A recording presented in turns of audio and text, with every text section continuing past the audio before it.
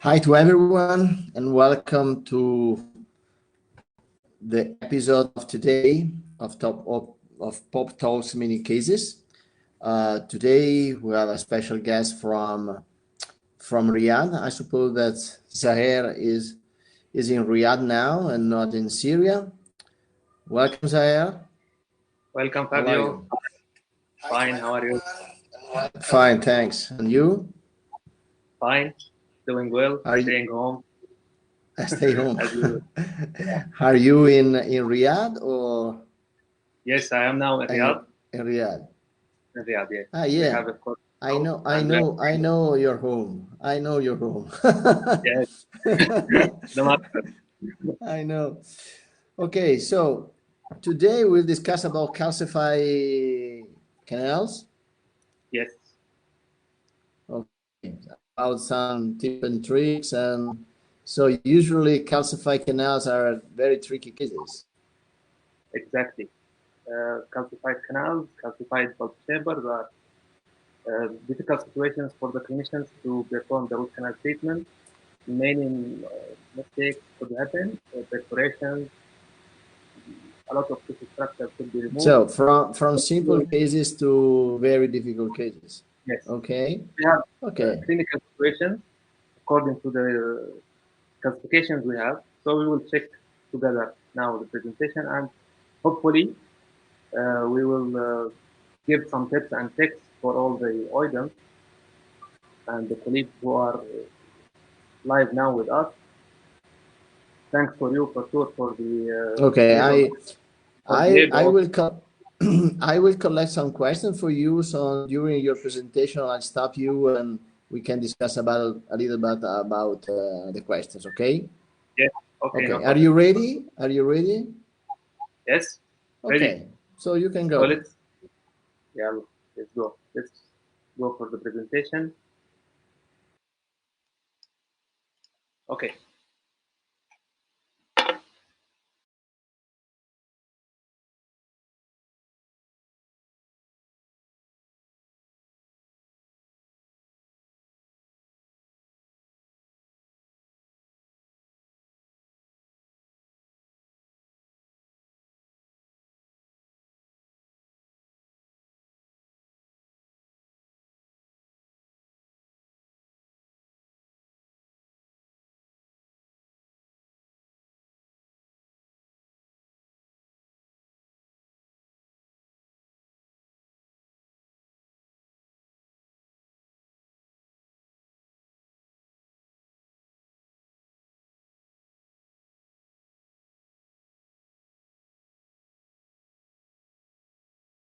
Remove these obstacles.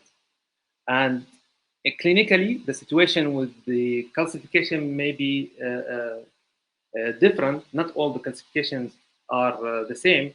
Sometimes we have only bulb stones, as you can see, and this is the simplest uh, calcification cases. Maybe we can remove the bulb stone with ultrasonic test with a kind of magnification.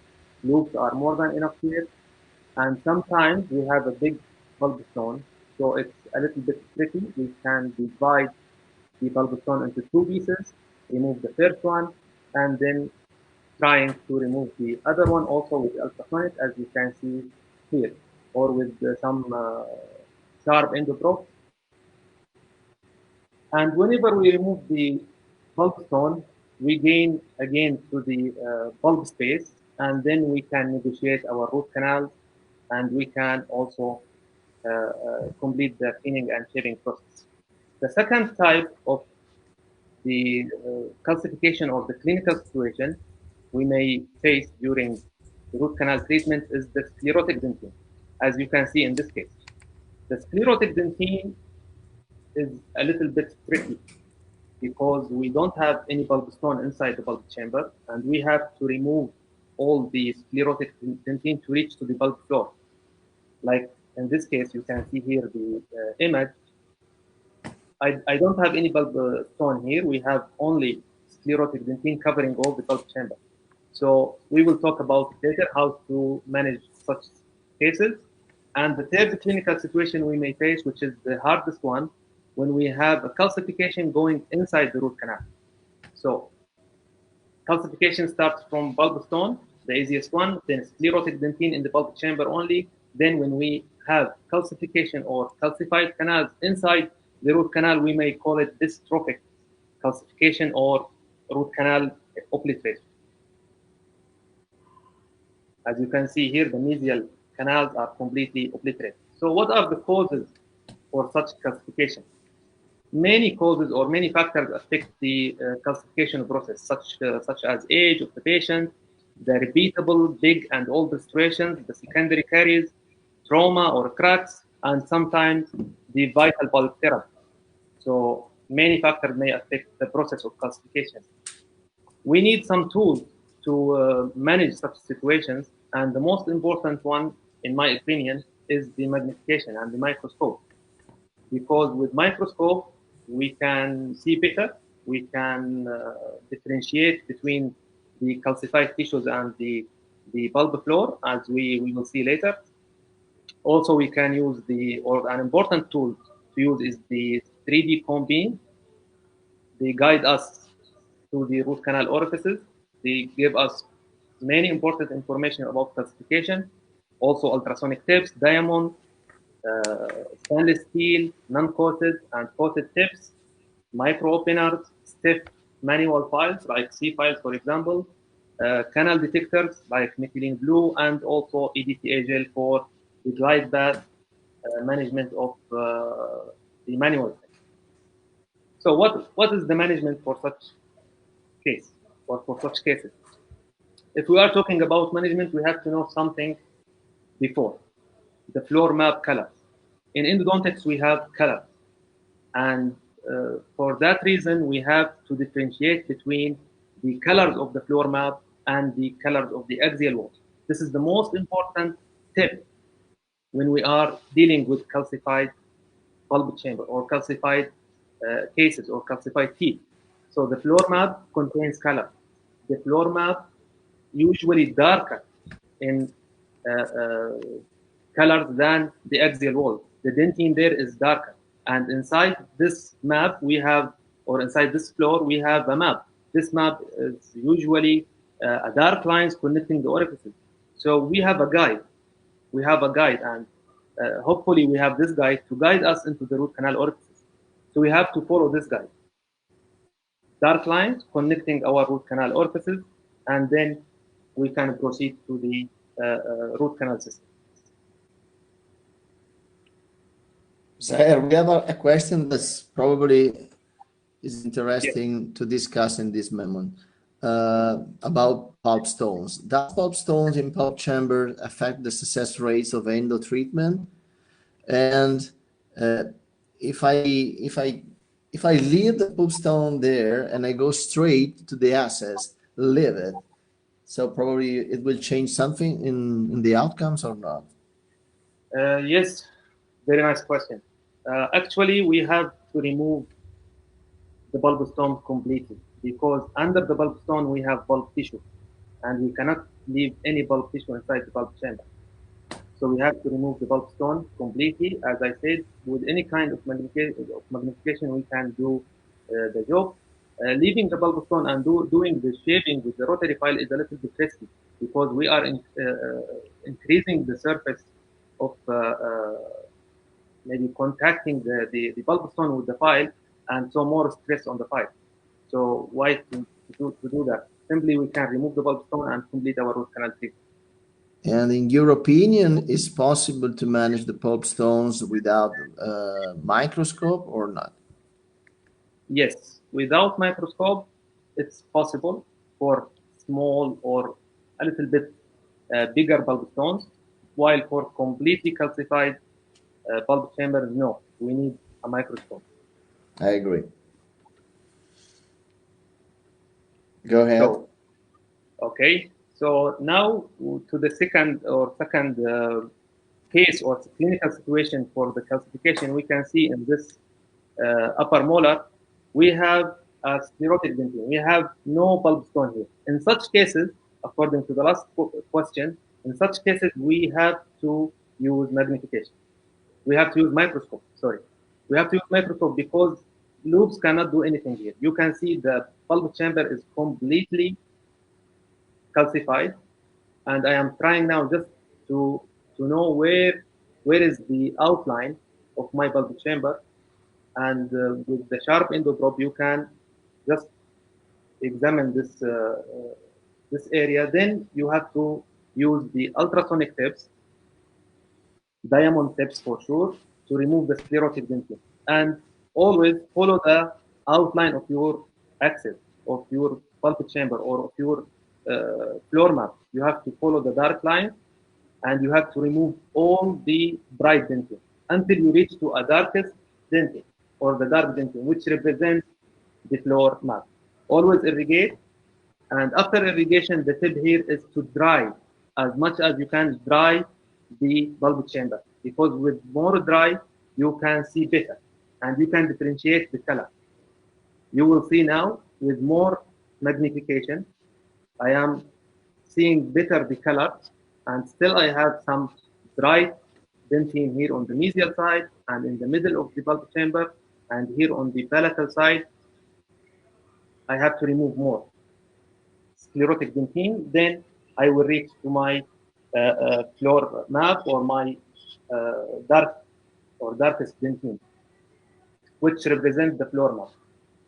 You can see in this slide, the first image on the left is the situation before starting. Then after some roughing with ultrasonic tips, still I have bright dentine, and at the end we have dark dentine, and we are now reaching our bulb floor, mesiobuccal 1, mesiobuccal 2, distobuccal, palatal. Now I don't have any problem. I can negotiate the root canals. They are narrow but not calcified, because here the calcification doesn't go inside the root canal.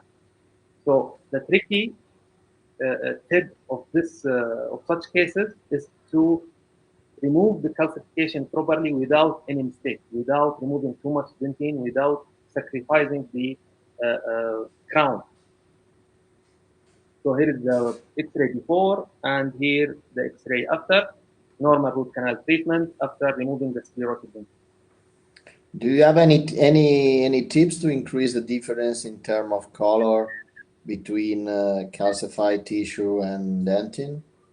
Yes, we can use sometimes the canal detector, which is the maybe red foxine, maybe methylene blue, just to differentiate between the color. But usually, when you dry the bulb chamber, you will differentiate between, and with a very high magnification, 16 or 20x, you will differentiate between the bright and the dark dentin.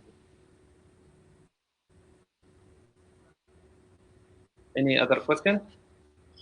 Yes, about if you are using ultrasonic tips without water or not Yes, during the locating of calcified orifices. yes. Sure, I use the ultrasonic tips, or we have to use it without water.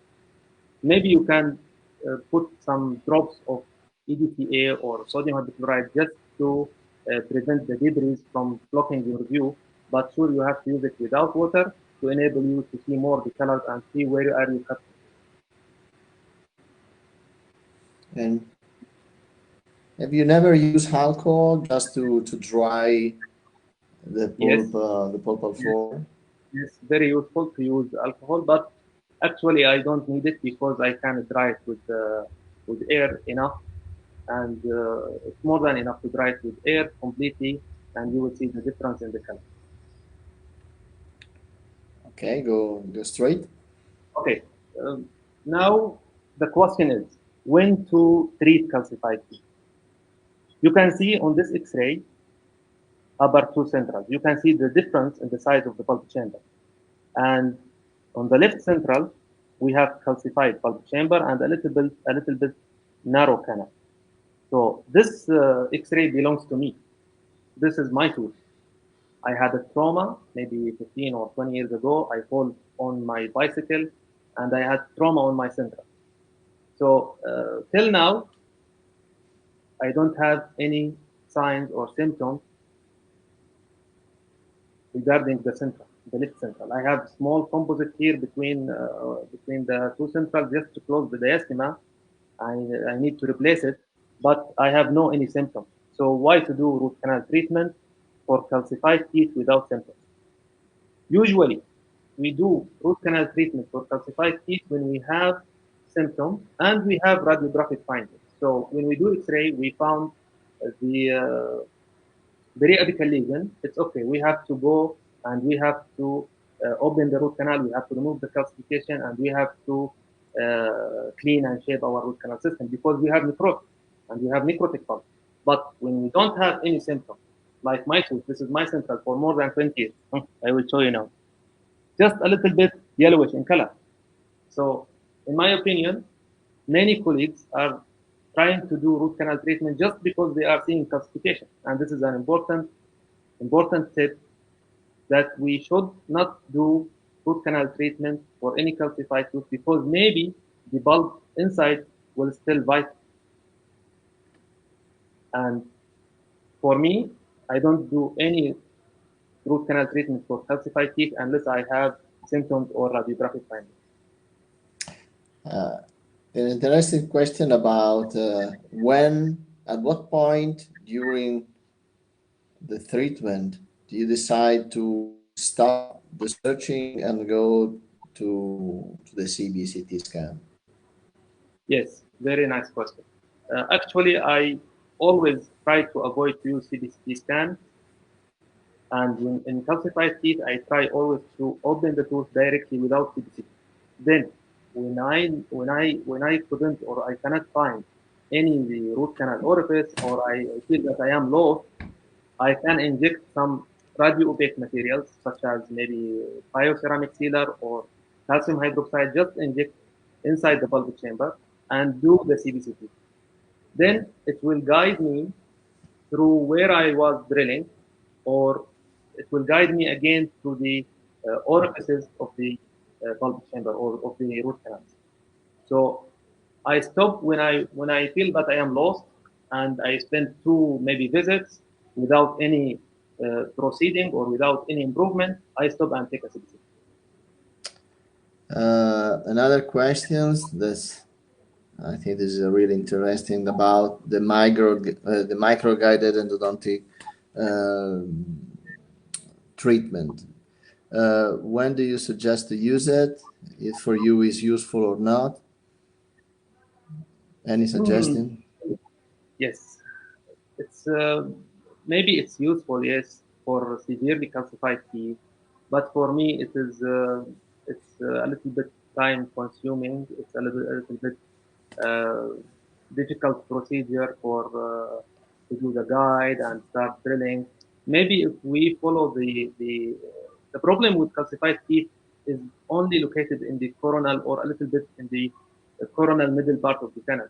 And with very high magnification, with precise ultrasonic tips, we can remove such calcification and start negotiating the canal. Because uh, maybe at the end of the treatment, you will feel that you catch the canal and you did the root canal treatment without any problem. The problem is just in the bulb chamber and in the middle and coronal part of the canal. And this is very easy to do with high magnification and with the tools for sure. And the most important thing is to differentiate between colors. So is I agree with you, but probably this is my suggestion. We have to discuss more about the micro guide for in endo in normal treatment or in surgery, and probably we can do a pop talks with more speakers just to discuss about these important topics because Yes, in my opinion we have cost and benefit, so the selection of the cases is very important. for And sure. mm, often we see in the web that some colleagues are pushing a lot the guided endo uh, without any discussion about the balance between cost and benefit. So it depends on the experience of the clinicians, depends if you are using microscope or not. It depends on many, many aspects. But this Yes, is an interesting topic. So, in my opinion, we were to organize a special pop talks only on this topic. for this topic. Yes, I agree. Mm. Go ahead, Francesca. Thanks. Okay, let's go back to the slides. So let's check together this case. So we say that in a calcified teeth, we don't do the root canal treatment if we don't have signs or symptoms. Uh, this patient came to me with a slight pain on the lower left region. He said that I have a slight pain in this area, and I don't know which tooth exactly. So I did my examination. I take the periapical X-ray. I couldn't find any periapical pathology. I did the percussion test. Nothing is clear between the 6 and 7. Vitality test for sure is not a valuable test for calcified teeth because the pulp chamber is calcified. So the test is useless. So I told the patient I couldn't see any problem, but when I checked her file in our system in our center, I saw that she has a CBCT done 6 months before to do an implant on the upper right area. So also I checked the cone beam for this patient, and I found everything is perfect, no any periapical lesion, and everything is going well. So I told her just relax and try to use your night guard because she is a bruxism patient. Just use your night guard, and that's it. Nothing is maybe she was very afraid. I said it's okay. Just go home and let me see you after maybe 1 week, 10 days, and let me what will happen. So she came back to me after 1 week with severe pain, very severe pain, complaining from the tooth number 7, and she said this tooth is hurts a lot. So in this part of the maybe the examination, here I did another CBCT before starting to see what is happening. And look at this. With the new CBCT, after 6 months from the old one, you can see the periapical lesion on the distal root. So now we have no choice. We have no choice. Now we have to do the root canal treatment. Despite that, on the periapical X-ray, we can't see any lesion. But with the CBCT, the new one, we can see clearly the periapical lesion, and now we have to do the root canal. Despite that, the tooth is intact, no any caries, and nothing.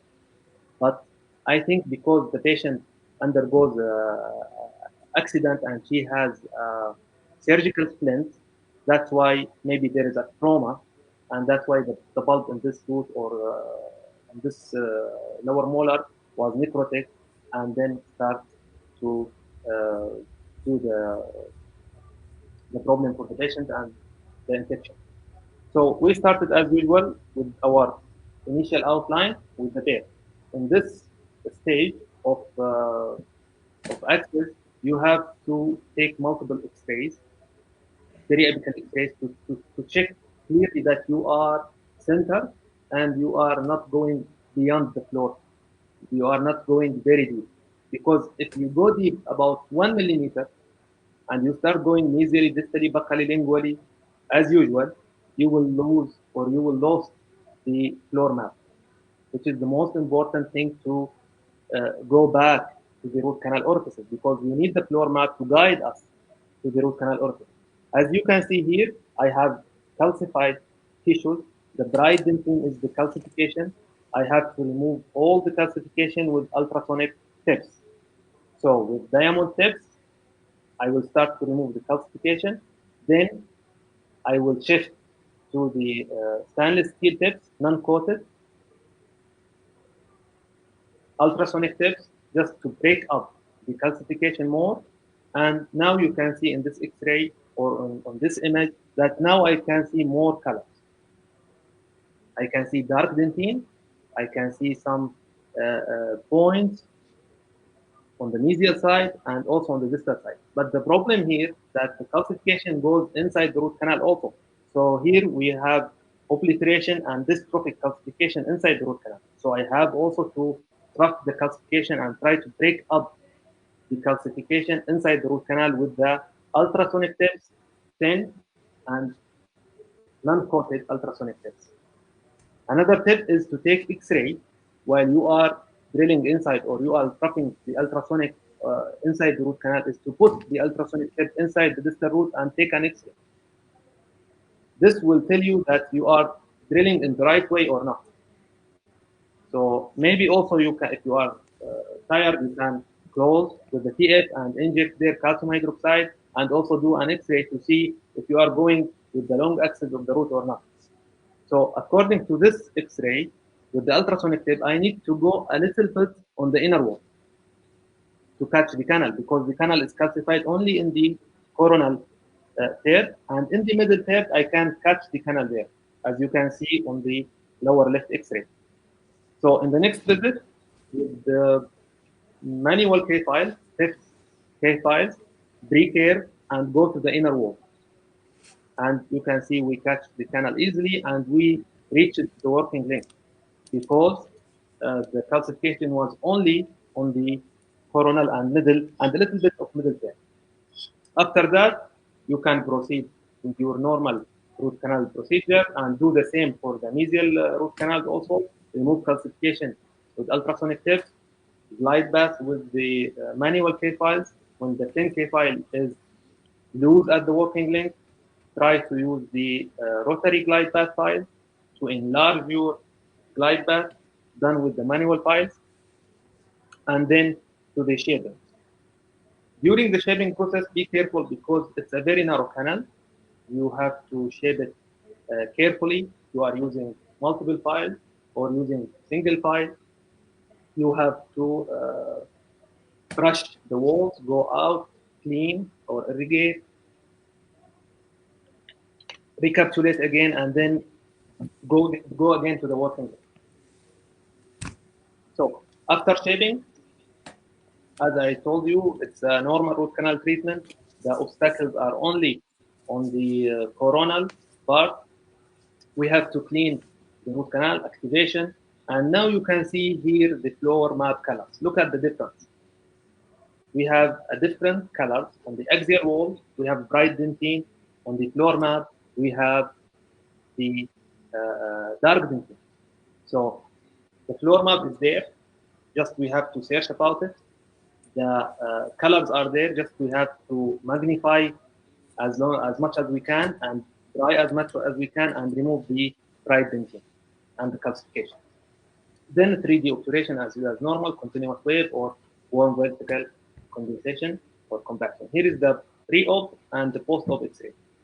You can see clearly that the axis was strict to the root canal. I have straight line axis and it was strict and a little bit maybe contracted because I don't want to open big axis because in calcified teeth you have to be strict to the floor map. You don't need to lost yourself and try to search in a bigger area. Stay small, but stay straight line to the root canal or to the root canal orifice. Another case also upper molar, completely calcified bulb chamber, but the patient has symptoms. She has pain on percussion. She cannot fight on this tooth. And she came to me, she said, I cannot fight on this tooth. I have severe pain. When I do the percussion test, yes, it was very severe. And I think if we took a CBCT for this case, we will find the periapical lesion on the distal root because I can see some periodontal ligament widening there. So in such cases, we have to do the root canal treatment. As usual, initial outline, and you can see here clearly the calcification or the calcified tissues. The reparative dentine, the tertiary dentine are totally deposited in the bulb chamber, blocking all the floor and blocking also the orifices. So with magnification, in this area, exactly in this area, you can see the bright dentures. So with magnification, with ultrasonic tips, you have to break up these calcified tissues slowly, slowly, dry, re-evaluate, and then go again with the ultrasonic tips. You can see now I am reaching to the dark dentine. I am reaching to my floor map, and you can see I have already removed the calcification over the mesiobuccal canal. But still, I have some white spots on the distobuccal orifice and also on the palatal side. So I have to remove again the calcification on the distobuccal and palatal, and then everything will be okay because the root canals are not calcified. The only calcified part of this tooth is the bulb chamber. So when we remove all the obstacles in the bulb chamber, we can proceed to the apex with the manual file 6, 8, 10, and then enlarge the glide path, and then complete our root canal treatment. You can see on this also image. Now I can see clearly the three orifices, mesiobuccal 1, distobuccal, and palatal. But unfortunately, I couldn't find the MB2. But because my luck is super, during the obturation, you can see the X-ray. I have the MB2 obturated only with sealer because of warm obturation, and that's good. That's fine. Zaher, Yes.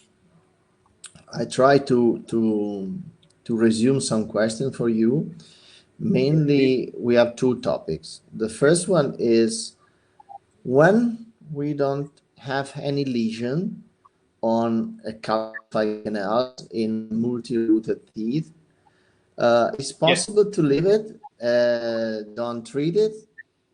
What do you think? Yes. It's possible to Maybe leave it. maybe we have a lesion in mesiobuccal and not in the distal.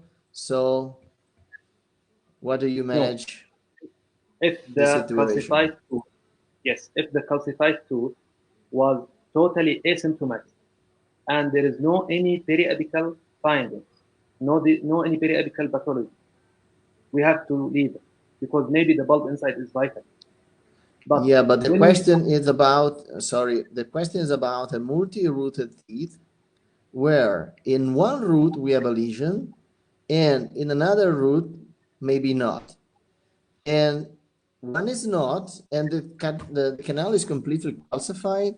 How do you manage the situation? You can leave that canals completely untreated, or in any case, you try to reach the now apex.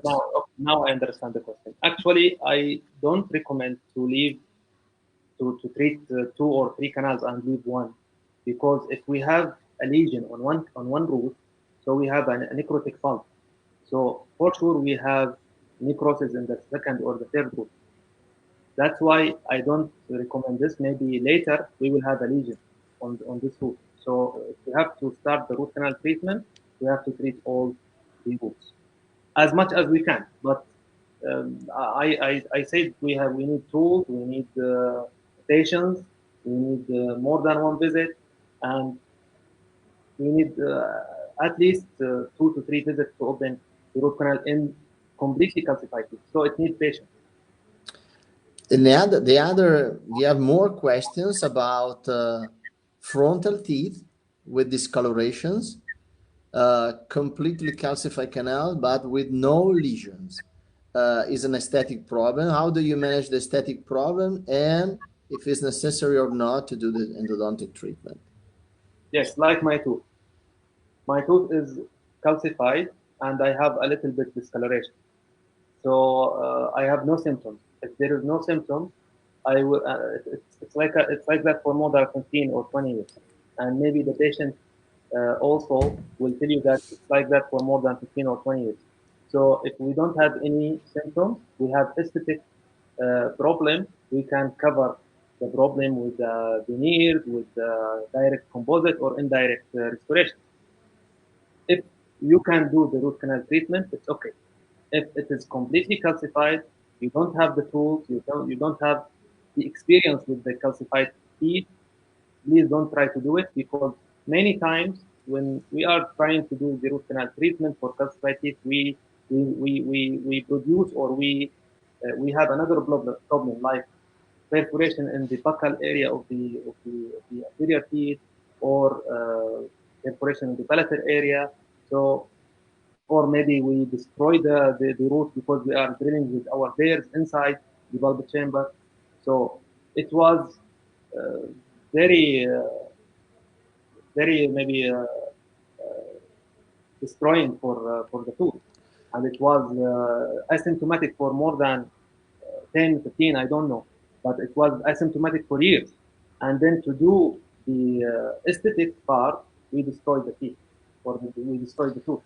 So try to be conservative as much as we can. And if we have symptoms, for sure, we have to do it. In your And don't forget, opinion, is the surgery could be a nice solution in cases like this or not? I was Directly go yes, to the surgery. I was just about to say that. Don't forget that we have another choice, which is the last choice, the periapical surgery.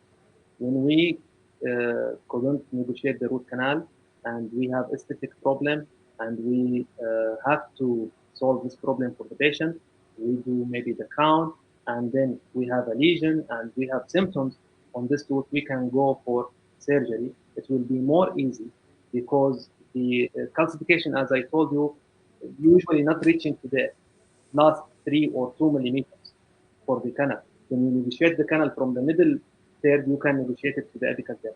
So in the last 2 or 3 millimeters, it's not calcified. So in the apical surgery, you can see the root canal exit or the portal of exit clearly with methylene blue. For sure, Fabio, you can discuss this part more than me. You can see it clearly, and you can do the retroprep and retropin. Other question is about if you prefer uh, ADTA in gel or a normal ADTA just to facilitate the shaping in calcified canals. Yes, for EDTA, I use always EDTA gel with the manual file. With the step C file, I use EDTA gel just with the manual file. Then, when I have my 10K file loose at the working length, starting from 6, 8, then 10K file. When I have 10K file loose, I don't use EDTA gel. Then I shift to the sodium hypochlorite only with the rotary file. We have a lot of questions. It's very difficult to manage it, but some questions are about the shaping. If you are using rotaries, which protocol do you use in calcified canals? Only rotaries, manual, and then rotaries? Yes, very nice question. Usually for calcified canals, we have to change a little bit our approach, but uh, in general, it is the same concept. Step down technique. Step down technique. First of all, when you catch your orifice with the manual file, remove the manual file and go a little bit with the glide back pre-flaring file, which is taper 2 or taper 3, 15 or 10. Just 2 to 3 millimeters inside the root canal orifice, just to flare a little bit and then irrigate well. Then go with your manual K file again and try to do the glide path till you reach to the working length. Then flare again for more 10, 15 millimeters, and then define your working length and start your shading process. So in general, step down technique, but you can use more the pre-flaring file for 2 millimeters, 3 millimeters, then manual file. Then again, 2, 3 millimeters, then manual file until you reach to the apex with your manual file, start to glide back and lose 10K file is done, then go with your manual or your usual protocol to, according to your file system. Another question is about uh, the workflow of the calcification. Why the calcification appear in the coronal part or in the middle part of the canals and not in the apical one third, and why?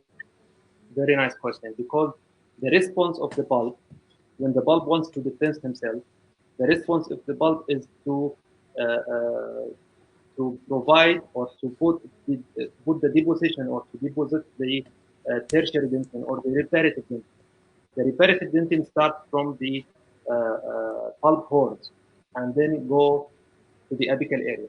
So we will start from the pulp horns, then to the pulp floor, and then to the root canal. That's why we usually we don't have calcification in the apical area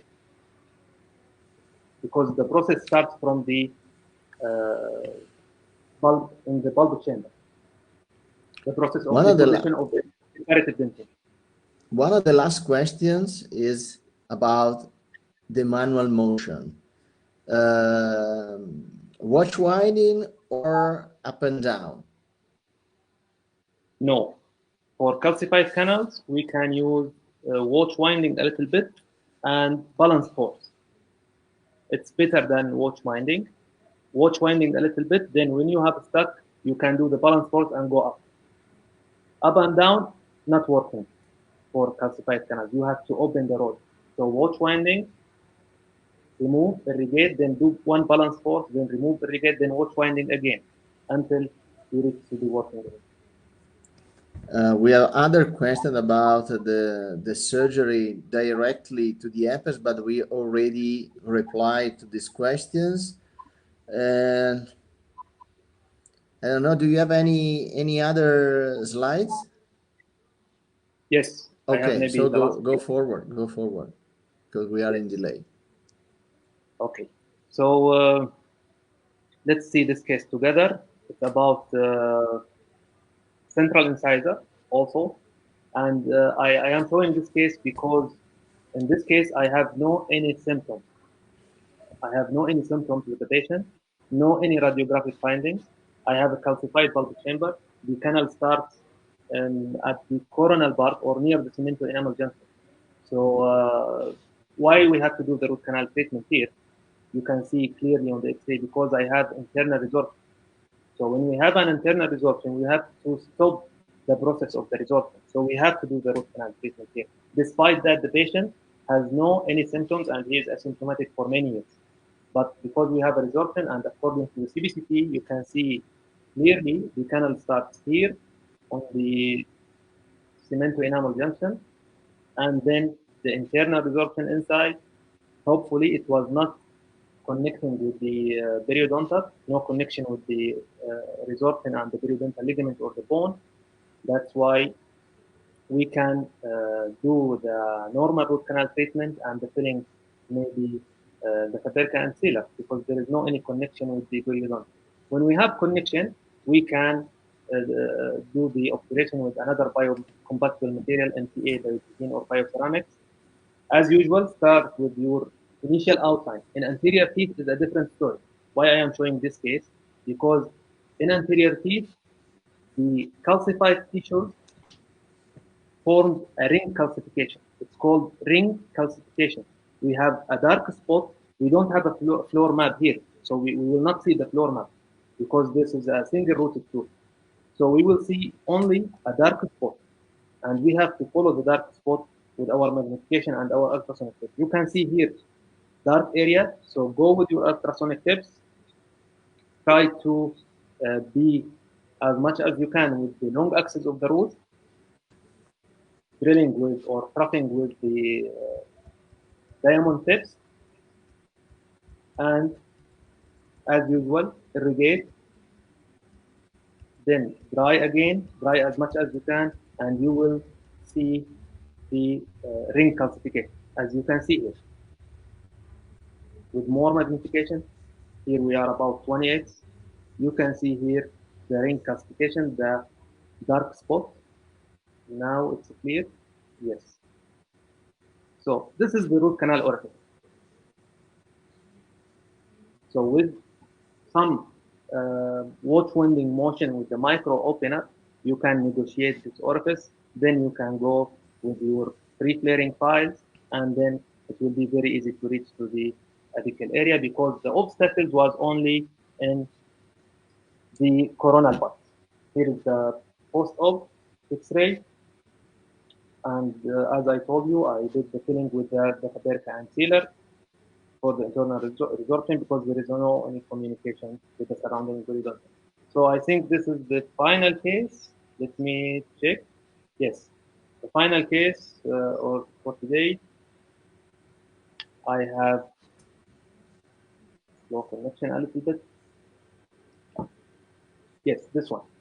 So if you see this axis and you can see clearly the data perca for MB1, MB2, histobuccal and palatal, you will see that everything looks great. But according to the X-ray, you can see that we have a missed mesial root because of calcification. Because of calcified mesial root, the previous dentist couldn't negotiate the root canal. He drilled in another pathway, so he stopped. And this is a very good thing: is to stop when you couldn't find the root canal. Don't drill more, otherwise you will perforate the tooth. So he stopped, and then he do the final restoration and the operation. And he told the patient, we will reassign the tooth or we reassess the tooth after maybe 3 6 months. And after 3 months, the patient started to have pain on biting, and the tooth was sensitive to percussion. So he referred the case to me, and according to the X-ray, I have to open the root canal because I have symptoms now. So with more magnification, and when you dry the bulb chamber after the ultrasonic tips trapping on the medial side, dry as much as you can, and you will see the root canal orifices clearly. Here is the MB1 and here is the MB2. Why? Because I have a dark lines connecting the orifices. As we said, the floor mat, the most important thing. Try to follow the dark lines, and you will catch the orifice. Here, it's very difficult to put your manual K file directly in the orifice. So I go directly with free-flaring rotary glide path files just to open 1 to 2 or 3 millimeters of the root canal, then start negotiation with the manual files. It's very difficult to put your manual files directly inside this very narrow and calcified canal. After that, normal cleaning, shaping, and operation. So I think I have done. Okay. So We thank you have a very much. couple of questions, more questions here. Yes. One is about the difference between diamond or stainless steel ultrasonic tips. What do you prefer to detecting calcified orifice? Very good question. For diamond tips, for calcified bulb chamber, I use always diamond tips to go back to the floor mat because it's more efficient, it cuts more, and it's faster. While for stainless steel, ultrasonic tips, I use it when I have a calcification inside the root canal because the diamond tip is very big, so it will not go inside. I use the thin ultrasonic stainless steel tip just to remove the calcification inside and gain the access to the root canal. So the more efficient tip is the diamond, but we cannot use it inside the root canal, only in the bulb chamber. Another question is about the ADTA. How long in contact with the canals and with the calcified canals to remove calcifications? How long? The colleagues probably he wants to understand if it's possible to leave ADTA inside of the canals just to How long can we? Okay. Yes. solve the problems. Yes. Yes. A very famous question. We always have this Very question. famous question. Yes. Can we leave EDTA inside so the canal will open? No. The EDTA will not. That EDTA will not do anything without your mechanical negotiation, without your files. So EDTA helps you just to remove the smear layer and help you for the as a conditioner for the gliding, especially the EDTA gel. But without the mechanical action of your manual files and your fingers, nothing will open. So we don't need to leave it inside the root canal. Okay, let me check if we have other questions. Uh, we got a lot of questions. Uh, some questions about your internal resorption cases. Yes. Uh, how do you manage the resorption? If it's better to use bioceramic or wiring at aperture to fill it, or how do Yes. you clean that area, and so on. Very, very nice question. Usually for internal resorption, we have to clean and we have to educate our irrigant solution as much as we can because we have irregular shape. And by the way, my thesis for my master degree was about internal resorption.